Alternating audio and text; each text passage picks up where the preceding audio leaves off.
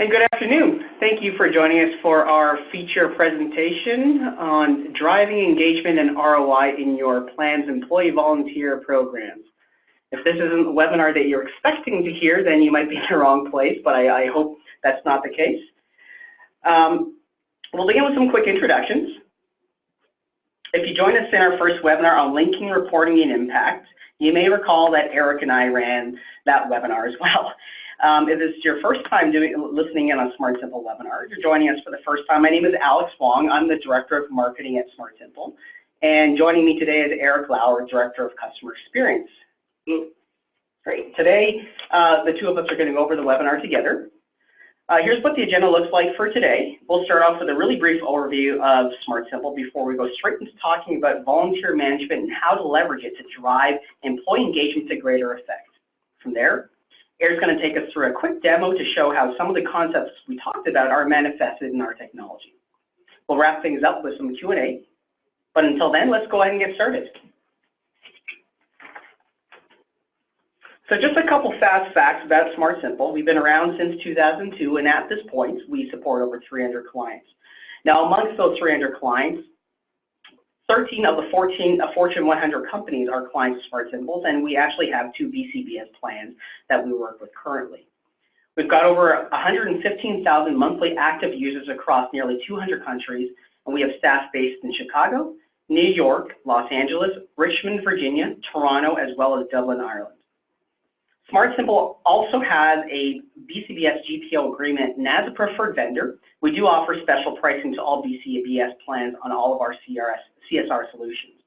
And I think it's safe to say that the pricing we offer via the GPO agreement is probably the most generous pricing offer that we've made available anywhere. Now, before we move ahead, I just want to mention our security posture briefly, because I think one of the reasons why a lot of corporate enterprises and government agencies choose Smart Simple is because they know that security is never a cause of concern for them. So for years, we've worked with the likes of the Department of Defense for the government, the U.S. Treasury, and we've worked with a number of really large corporate clients like Boeing, Coca-Cola, and American Express. And they've really pushed us to ensure that our technology adheres to the strictest security protocols available. But even still, we're always looking at new ways to ensure our platform stays ahead of the security curve. So for the purposes of today's webinar, we're actually going to be focusing on volunteer management, but I think it's worth mentioning that our suite of solutions really covers every aspect of CSR, including employee giving as well as sustainability programs. I think what's really neat about our platform is that it enables clients to really be able to manage any of their programs from one central system. That means one place to access all of your employee giving, corporate giving, and sustainability programs all in one place. So I want to talk real briefly about the benefits of volunteer programs. Now, most of you are probably aware of these already, but I'll just go over them real quickly. Volunteer programs can be hugely beneficial in driving a positive employee engagement. As you can see, there's a long list of these things, so I'm not going to list them off, and you can go ahead and read them on your own. But with companies these days scrambling to retain talent, build value for their brands, as well as being solid corporate citizens, it's really no wonder why enterprises are really placing a focus on employee volunteer programs.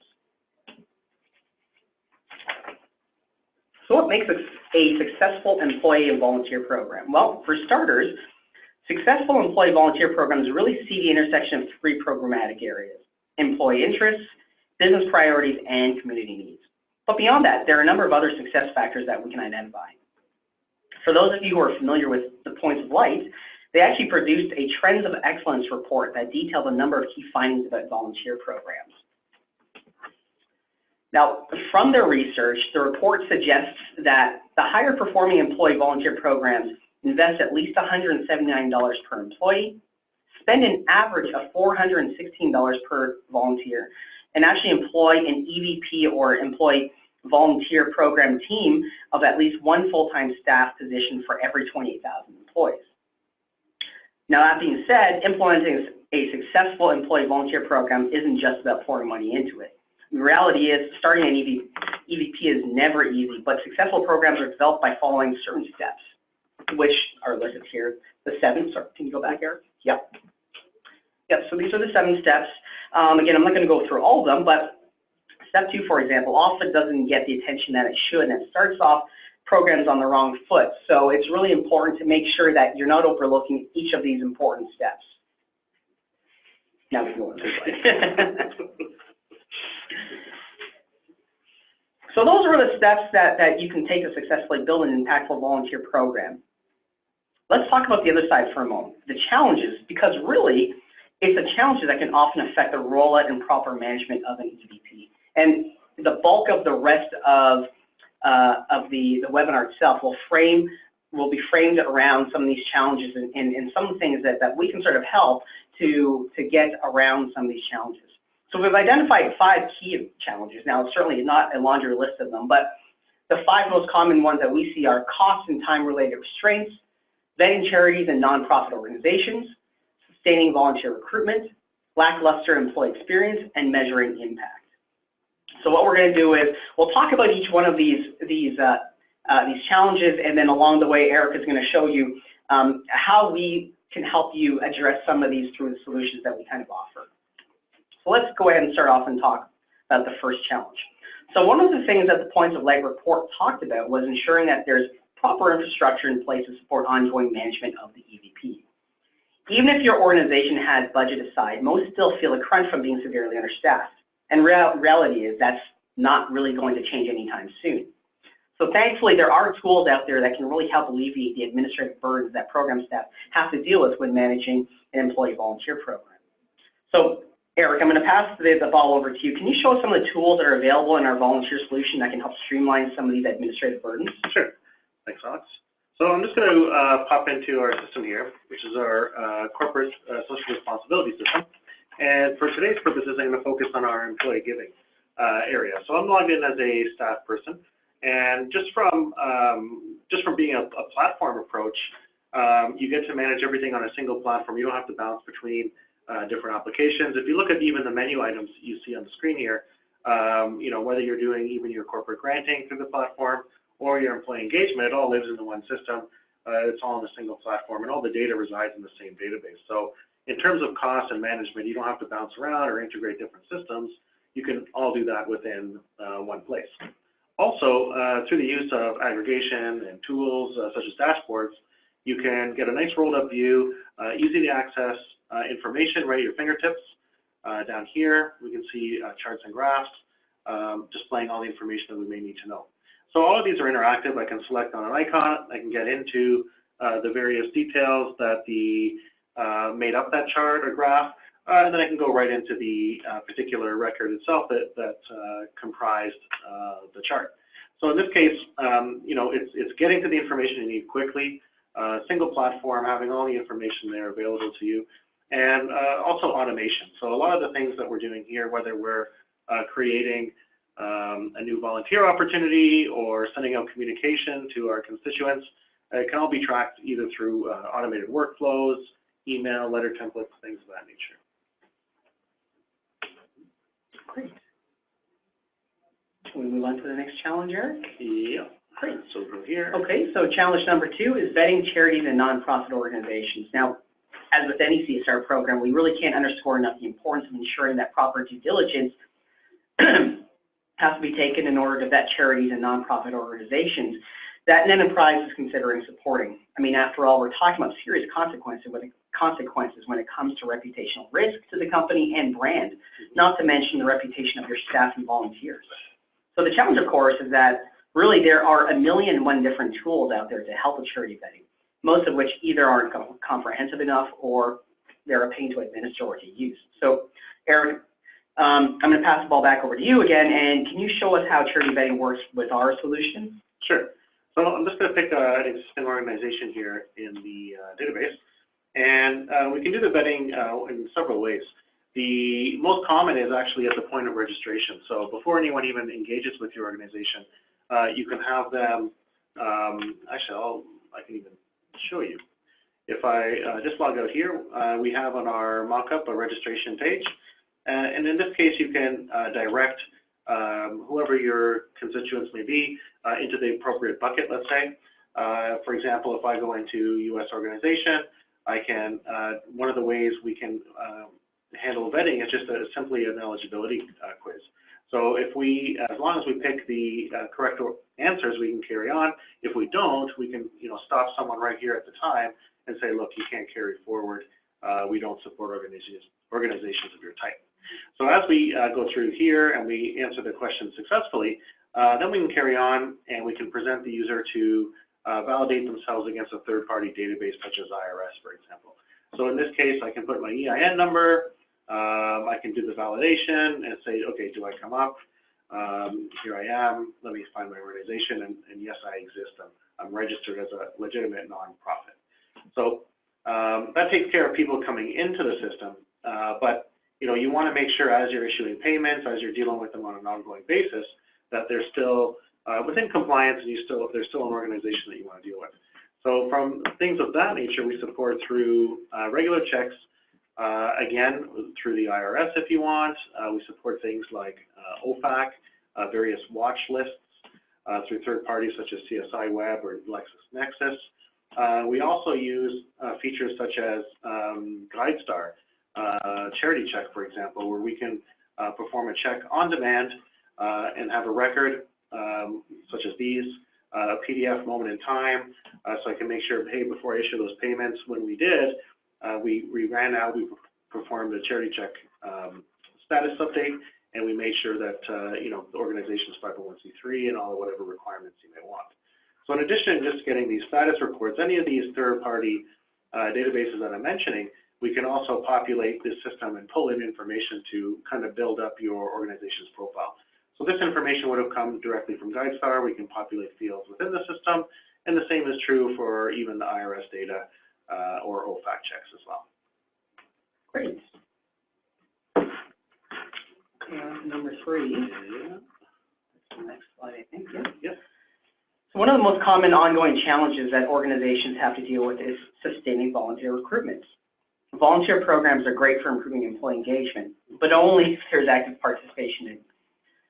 So volunteer recruitment isn't just about finding the right volunteer opportunities for staff. It's also about effective communication and empowering them with all the information they need to be aware of for upcoming and ongoing opportunities. So I know that, Eric, we've got a pretty comprehensive and unique set of tools that can help with this type of thing. So can you show us some of the tools that are available to improve the communication and to make sure that volunteers are properly managed in terms of getting the right information over to them? Yeah, for sure. So one of the most common ways is just really just a simple communication. So I can select any number of records here. Actually, let me go into my database for contacts.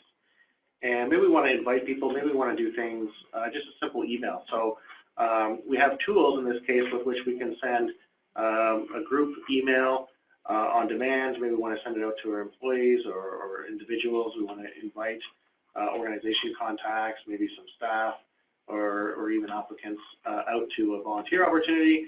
And then we can use from one of many default templates with which to populate it and send it out to whoever we want. Also, by making note of getting people involved through the use of dashboards and portals and presenting opportunities in a nice way. So I'm going to bounce into someone who's representative of an employee in this case. So if I'm going to just bear with me here, I'm going to log into Nicole, and Nicole's dashboard has a number of different options, but for this purpose, I'm going to focus on the volunteering one.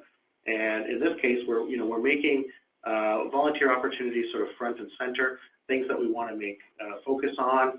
We can use tools such as images, nice descriptive text with which to promote things that we want to do. And even with being clear and concise, simple dashboards, not too cluttered, allowing people to quickly and easily access the portal. So people want to do things quickly. They're not going to want to spend hours trying to just volunteer. So if we can make it as easy as possible, then they'll come back and they'll give it their time. Great, yeah. And really the next challenge, if we can go back to the slide deck and go to number 4. Challenge number 4 really goes hand in hand with the one we were just talking about. Volunteers participate in campaigns and programs because they get gratification and the feeling of accomplishment, knowing that they played a positive role in the causes they're really passionate about.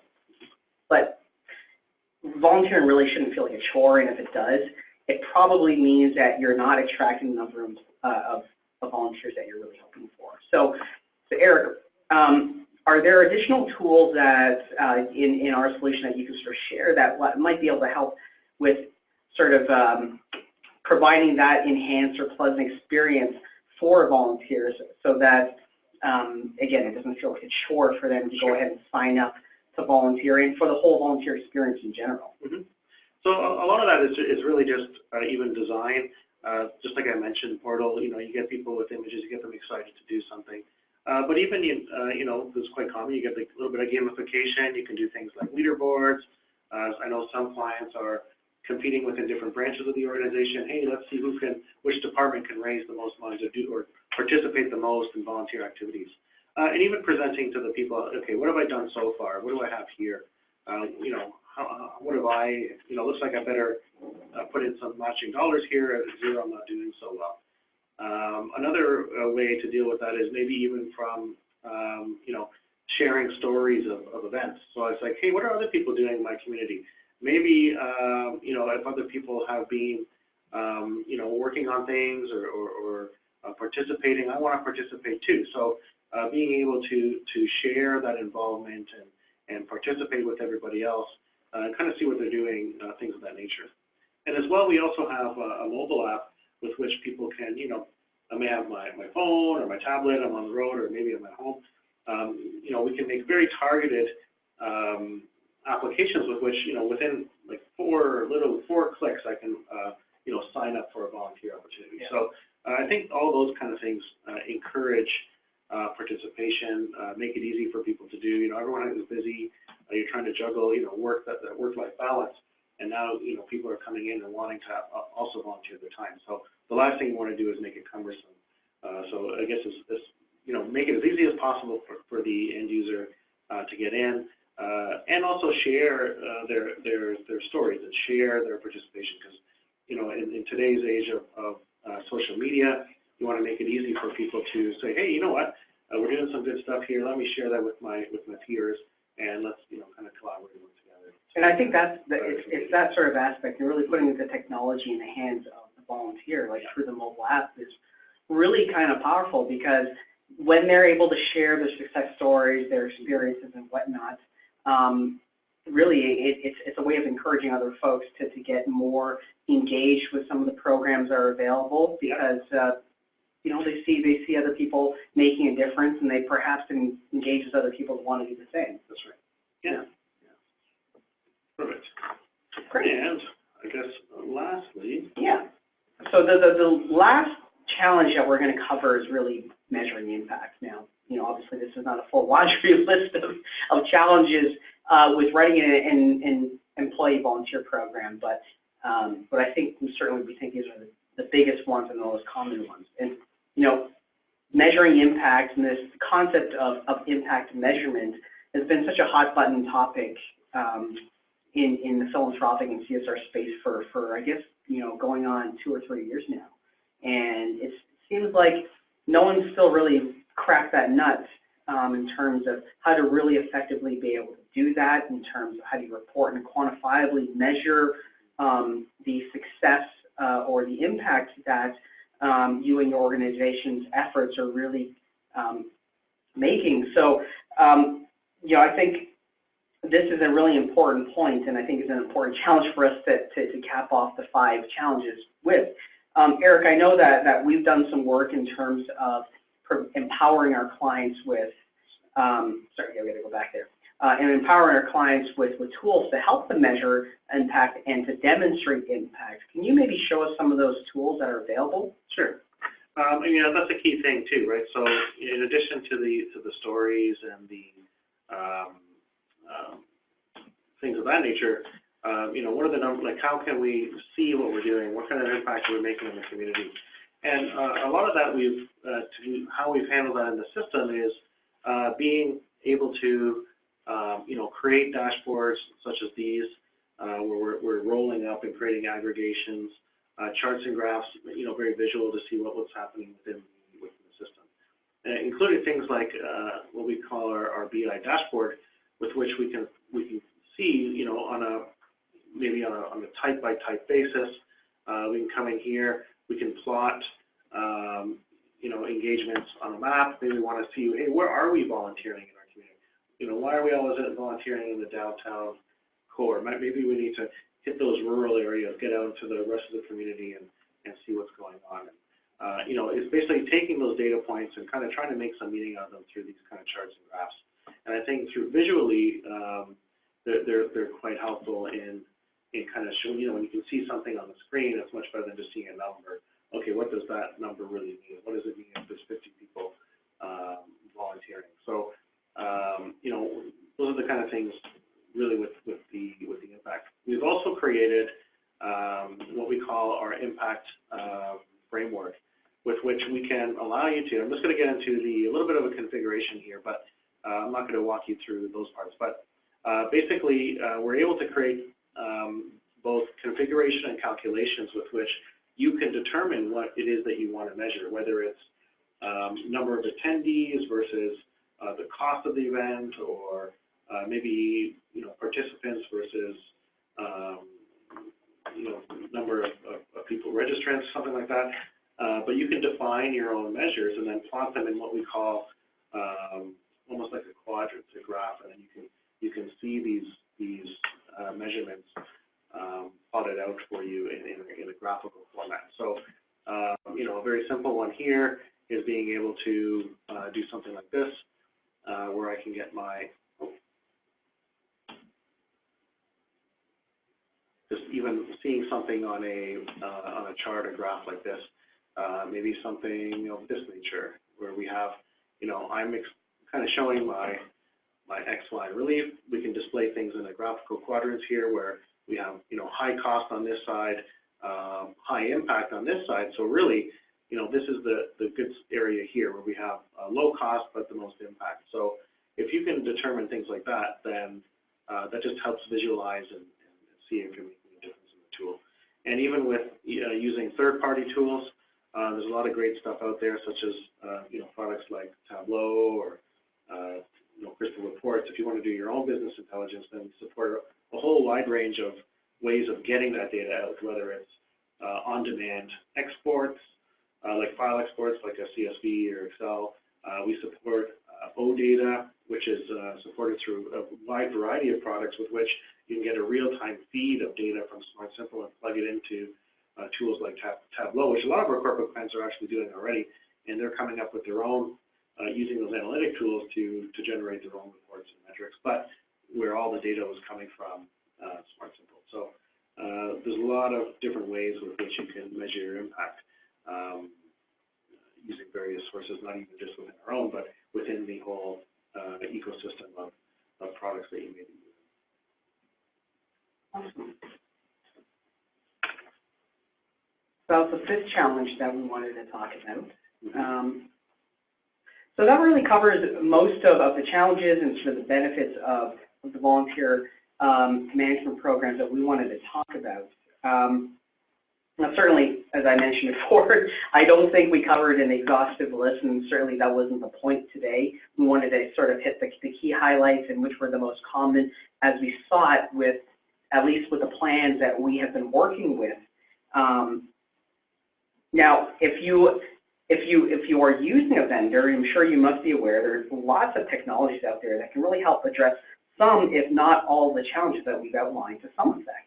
But I think there are a couple things that we think genuinely make us stand apart, and I just wanted to spend a couple moments talking about them. Maybe Eric, you and I can sort of go back and forth on these things to provide a little color to what we're talking about. But really, the first thing is that the first point, Smart Simple is a platform solution, not off the shelf. And this is a really important point because, if anything, we can say that we're the exact opposite of off the shelf. And really the benefit of that is that we can really deliver a personalized solution to the clients, regardless of how unique their requirements is. And oftentimes, the first thought when you think of the word personalized when it comes to technology is expensive, because it means that there's lots of additional work that needs to be done on the software to be customized for that particular requirement. But really, the neat thing about Smart Simple is that's really not the case. Now, as a platform solution, one of the unique characteristics of our technology is that we're complete configuration-based, not customization-based. Now, let me explain what that means in terms of the difference between the two. Configuration essentially means, and this is what Smart Simple is based off of, is that you can really personalize the functionality of the technology just by changing some of the native settings that are built into the platform itself. Now, this is different from the word customization, which often gets applied to off-the-shelf products, because off-the-shelf customization basically means that you're actually going into the source code of the software itself and really mucking around with how the functionality of the actual software itself works. Now, that in itself is sort of a risky way of doing things, because you're changing fundamentally how the software works. It's expensive to do, and it's also brittle, because if you wanted to make changes in the future to how the software works, well, you're going to have to find the same developer that helped you originally with this customization work to continue with that. So that's one of the benefits of our solution, is that it's configuration-based. It's almost, I heard someone reference it the other day, and I thought it was a great analogy. It's almost like your own Lego set. Yeah. Where you can, the pieces are all there, and okay, sure, we can offer some pre-configured designs, like, oh, hey, I can build your own little house with Lego. But because you have all the pieces, you can just tweak them and say, well, I want mine to look this way. So that's fine.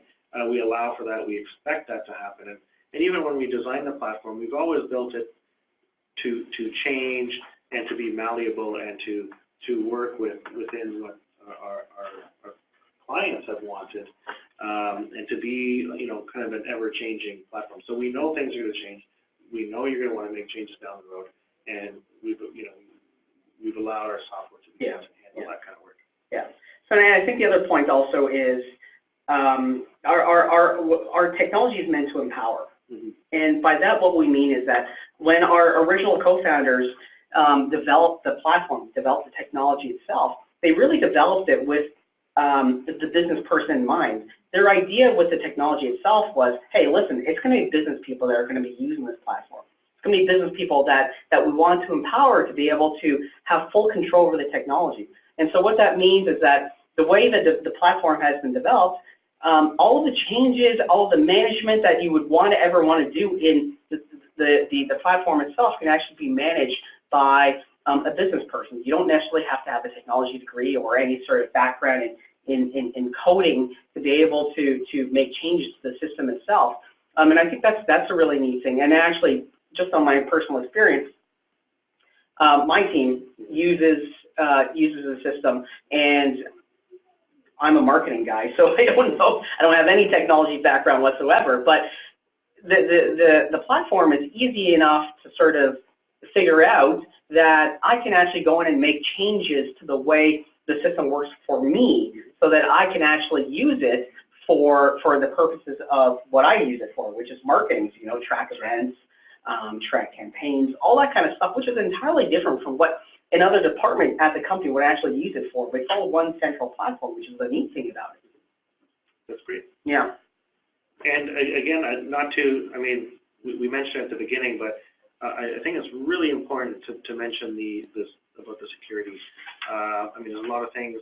I don't know if Alex is going to mention the GDPR stuff as well, but there's a lot of changes coming in. We've all seen on the news things like with Facebook and privacy and who has the data, and all that kind of information. So we take pride in the effort we put into the security of the platform, achieving our SOC 2 compliance. We've already implemented changes to the platform to support even new legislation that's coming out, even within the EU, for the GDPR, things of that nature. So that's one of the things that we pride ourselves on. And then we're not talking about just who's hosting. A lot of people will say, oh yeah, we're SOC 2 as well because we host on Amazon. And yes, we host on AWS and within Amazon. They have their security compliance, but when we refer to our SOC 2, we're talking about us, Smart Simple as a company. We are also have that certification in addition to our hosting provider. So I just want to talk real briefly before we wrap up about how we've helped out some of the BCBS plans that we've worked with. We've talked about this before, but one of the real benefits that the plans that really take advantage of the fact that we can offer a centralized platform for all their corporate CSR and foundation processes. So with the number of different BCS plans we work with, we'll get a mishmash of some plans will use Smart Simple to administer their volunteer programs only. But then we've got other plans that use it for not only their volunteer programs, but their matching gifts programs, even for their corporate granting programs. So it really depends on what your particular requirements are. But really, the platform is robust enough that it can manage any one of these programs all in one central place. The other unique thing about this, and again, this talks to the mobility and the online ability of the solution, is that, well, we've placed solution in the hands of not only the administrators of any of these CSR programs, but also into the hands of external users and for volunteers, for example. And the great thing about that is that they're always connected with all the information they would ever need in order for not only for them to participate in these programs, but also for administrators to be able to have those really good personal conversations and communications with folks to make sure that these programs are run efficiently and to full effect. And the other thing is the reporting. Again, Eric touched on this as well, but one of the really neat things is that because you're dealing with one centralized platform where all of your programs are housed under one roof, you can roll up your reporting under one specific number. So if you really wanted to communicate your overall impact of all of your CSR efforts, you're able to do that because it's all housed under one roof, and you can aggregate all those numbers together to really show and demonstrate what the impact, the overall impact is of all the efforts you have across all of your different programs. And of course, because you're dealing with one centralized platform, one centralized system, the cost of ownership is really decreased. You're not dealing with multiple different systems and trying to bind them together. You're dealing with one central thing. And I think the other thing I would really want to mention is that really makes sort of our technology unique is actually our pricing structure, because I think we're probably the one of the very few, or if not the only vendor that offers the usage-based pricing. Most other vendors price based off of user. So regardless of whether you're dealing with a peak or valley in your programs and you're not getting much usage out of it, they're still charging you for the number of users that you've got purchased a license for.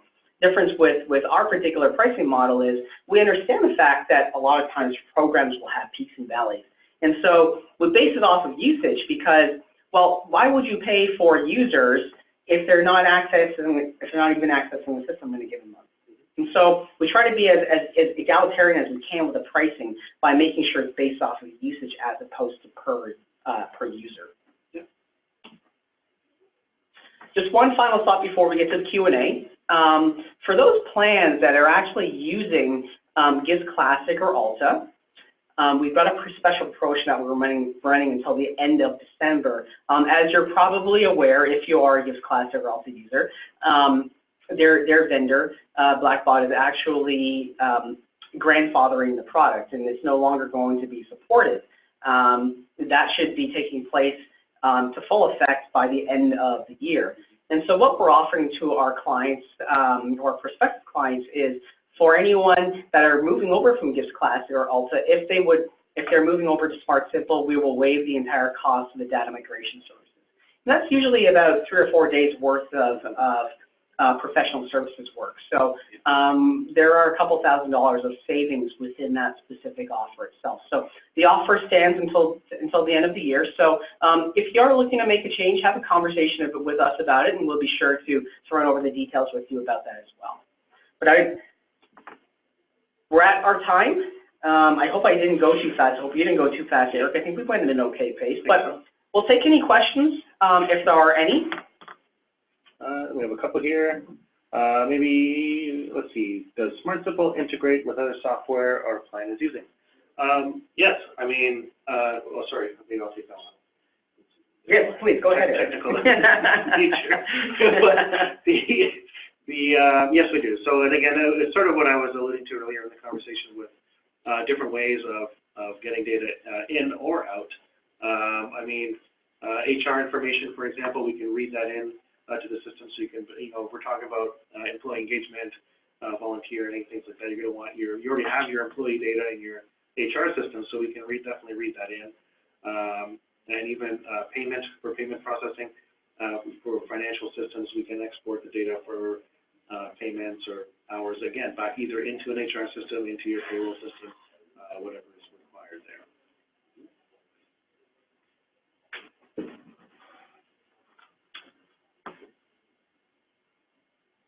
And how difficult is it to migrate our data from a current system to Smart Simple? So I guess, yeah, it's fairly easy. I mean, we do this, I'd say this, 99% of our clients, we bring in data from some other previous system. It's rare nowadays, people coming in from just paper, let's say, or starting from scratch. So as Alex had mentioned, I mean, we're really familiar with bringing in gifts and Alta data. We've actually, you know, we do that so much, you know, we already know how that system works from a, you know, database perspective, so we can easily bring over the data quite straightforward. But we have a methodology for this. We actually have a data import team that they're just focused on bringing in data from other systems and mapping fields. And we brought clients in from a whole host of other vendor technologies, Flux, CyberGrants, you know, a whole host of other ones as well. So. And I mean, with tools like OData, I mean, that's not a, you know, that's not a Smart Simple technology. That's just an IT technology. It's open data, I believe it stands for. But it's just a way to share information between systems, and we support that kind of structure. So things like OData, JSON, XML, you know, all these communication protocols that are just talking to each other anyway. You know, in terms of the IT world, we also support all of those. And I think those are all the questions that we have time for. So we're going to wrap things up. I'd like to thank everyone for attending. If there are any questions that we've gone unanswered, you know, certainly feel free to reach out to us. Our contact details are here. We work very closely with the GPO at the BCBSA, as we mentioned. Our contact, Ivona there, we work very closely with. If you've got questions, feel free to reach out to her, and she can direct any questions back over to us. But just as a reminder, this webinar was recorded, so if we did go a little bit too fast and you were furiously jotting down notes and weren't able to catch up, have no fear. We're going to be sending out a recording of this webinar shortly after the conclusion of this. So thanks again for attending. Yeah, thanks, everybody. And we look forward to chatting with you and spending time with you again soon. Great. Take care, everybody. Have a good day.